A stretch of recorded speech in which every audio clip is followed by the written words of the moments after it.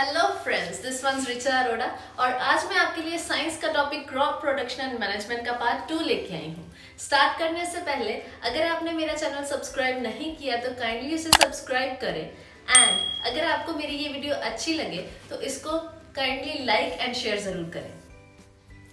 चलिए आज का हमारा टॉपिक स्टार्ट करते हैं। जैसे कि हमने पिछली वीडियो में डिस्कस किया था कि crop production and management major 7 step से होती है। उनमें से 2 स्टेप्स हम ऑलरेडी हमारी पिछली वीडियोस में डिस्कस कर चुके हैं। First is preparation of soil and second one is sowing. Third step जो है वो बहुत ही इंपॉर्टेंट स्टेप है, वो है adding of manures and fertilisers to the soil. इसमें होता क्या है कि हम जो है वो सॉइल में मैन्योर्स और फर्टिलाइजर्स ऐड अप करते हैं। इनको ऐड अप करने की ज़रूरत क्यों पड़ी? क्योंकि जैसे जैसे हम प्लांट्स जो हैं वो सॉइल में उगाते हैं तो उसकी प्रोडक्टिविटी कम हो जाती है। उसको इंक्रीज करने के लिए एंड और ज़्यादा प्रोडक्शन जो है वो ऑब्टेन करने के लिए हमें सॉइल में मैन्योर्स और फर्टिलाइजर्स ऐड अप करने पड़ते हैं। एंड अभी हमारे माइंड में एक क्वेश्चन अराइज होता है कि what is the major difference between manures and fertilisers, कि एक्चुअल में ये दोनों अलग क्यों हैं। मैन्योर्स एंड फर्टिलाइजर्स जो है उनका काम बिल्कुल सेम है, मतलब कि वो दोनों काम क्या करते हैं कि सॉइल की प्रोडक्टिविटी को बढ़ाते हैं, बट दोनों फिर भी डिफरेंट है। डिफरेंट किस कंटेक्स्ट में है वो मैं आपको बताती हूँ। फर्स्ट डिफरेंस इज दैट कि मैन्योर्स जो है वो नेचुरल सब्सटेंसेस से बनते हैं, वो ऑर्गेनिक होते हैं, जबकि फर्टिलाइजर्स जो हैं वो इनऑर्गेनिक होते हैं, with the help of chemicals उनको बनाया जाता है। सेकेंड डिफरेंस इज दैट जो मैन्योर्स हैं उनको हम घर पे आराम से काउ डंग की हेल्प से या फिर प्लांट रेजिड्यू की हेल्प से बना सकते हैं, जबकि जो फर्टिलाइजर्स हैं उनको हम घर पे नहीं बना सकते, वो फैक्ट्रीज में ही प्रिपेयर किए जाते हैं। थर्ड डिफरेंस इज दैट कि जो मैन्योर्स होते हैं वो सॉइल में बहुत ज़्यादा अमाउंट ऑफ ह्यूमस ऐड करते हैं, बट फर्टिलाइजर्स जो हैं वो किसी भी काइंड का ह्यूमस जो है सॉइल में ऐड अप नहीं करते। लास्ट डिफरेंस इज दैट जो मैन्योर्स हैं उनमें प्लांट न्यूट्रिएंट्स कम होते हैं, जबकि फर्टिलाइजर्स में प्लांट न्यूट्रिएंट्स बहुत ही ज़्यादा क्वांटिटी में होते हैं, इसलिए लोग फर्टिलाइजर्स को ज़्यादा यूज़ करना प्रेफर करते हैं एज कम्पेयर टू मैन्योर। चलिए अब हम हमारा फोर्थ स्टेप डिस्कस करते हैं, दैट इज इरिगेशन।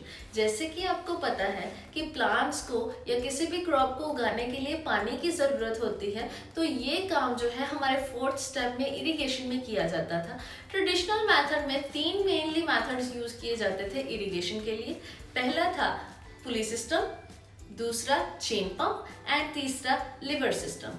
जो हमारा पुली सिस्टम था उसमें आप देख सकते हैं कि एक वेल है, एक वेल बना हुआ है जिसके ऊपर एक पुली है और उसके साथ एक बकेट अटैच्ड है।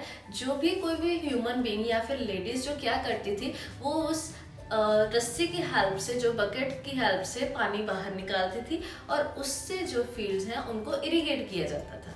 जो सेकेंड सिस्टम है चेन पंप, उसमें क्या हुआ कि ये जो हमारा पुली सिस्टम था ना, इसी को मॉडिफाई किया गया कि उसको एक रस्सी से बांधने की बजाय उसको एक चेन पंप से रिप्लेस किया गया, सो दैट कि वो इलेक्ट्रिकली जो है वो पानी बाहर निकाला जा सके एंड ह्यूमन जो हमारी मेहनत है उसको बचाया जा सके। फिर पानी उसी तरीके से बकेट से बाहर आता था और क्रॉप्स को इरिगेट किया जाता था। Then third system is that lever system. उसमें क्या होता था कि एक सर्कुलर व्हील है, जैसे आप यहाँ पे देख सकते हो, उसके सर्कुलर व्हील के पास हमने 6-7 बकेट्स जो हैं वो अटैच की हुई हैं। साइड पे एक हमारे पास लीवर है जिसके साथ बैल बांधा हुआ है। वो बैल जो है वो जब भी घूमता है सर्कुलर डायरेक्शन में तो लीवर उसके साथ घूमता है। उस लीवर का कनेक्शन जो है वो पहले वाले व्हील के साथ जो है बनाया होता था। जब भी वो लीवर घूमता है तो पहले वाला व्हील भी घूमता था और वेल में से सारे बकेट्स भर के जो है वो पानी बाहर को गिरता था, जिसकी हेल्प से हम फील्ड्स को इरिगेट कर सकते थे। ट्रेडिशनल के बाद इन सारे मेथड्स को रिप्लेस किया मॉडर्न मेथड्स ने, जिसमें हमारे पास 2 मेन मेथड्स आए। First is sprinkle method and second is drip irrigation method. Sprinkle method जैसे आप देख सकते हो कि यहाँ पे क्रॉप्स के ऊपर जो है वो पानी स्प्रिंकल किया जाता था।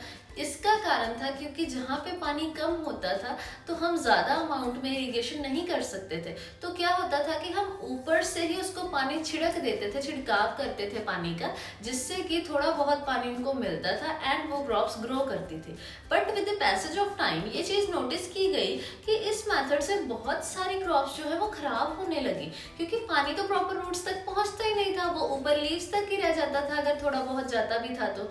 सो इस मेथड को सेकेंड मेथड ने रिप्लेस किया, that is drip irrigation method. जिस मेथड में क्या होता था कि जो पानी हम ऊपर स्प्रिंकल करते थे वो पाइप्स की हेल्प से थोड़ा थोड़ा पानी जो है वो प्लांट्स की रूट्स तक पहुंचाया गया, ज़्यादा अमाउंट में नहीं, जितना अमाउंट उनको रिक्वायर्ड था उतना अमाउंट जो है वो प्लांट्स की रूट्स तक पहुंचाया गया। सो इस तरीके से जो है हम हमारे प्लांट्स की इरिगेशन करने लगे।